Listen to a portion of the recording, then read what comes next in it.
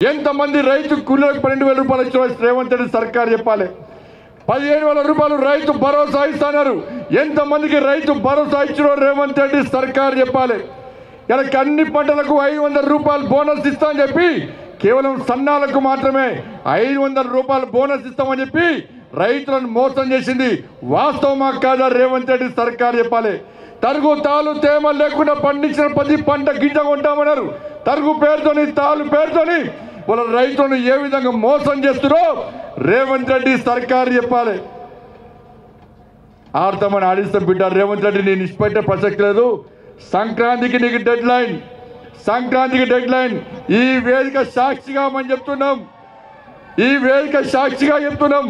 మేమంట గంగిరొద్దులో ఉన్నారా భారతీయ జనతా పార్టీ వాళ్ళు గంగిరేస్ అచ్చొచ్చిన ఆంబొత్తులుగా తెలంగాణ రాష్ట్రం దోచుకుంటారు దొంగలు మీ కాంగ్రెస్ వాళ్ళు.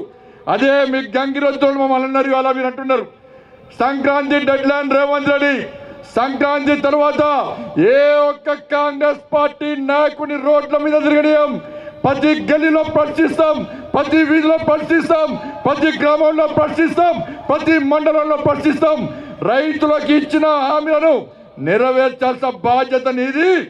లేకుంటే గ్రామ పంచాయతీ ఎన్నికల్లో కానీ రాబోయే ఎన్నికల్లో నీకు గుణపాఠం చెప్పడానికి తెలంగాణ రాష్ట్ర ప్రజలు సిద్ధంగా ఉన్నారన్న విషయాన్ని గుర్తుంచుకోవాలి.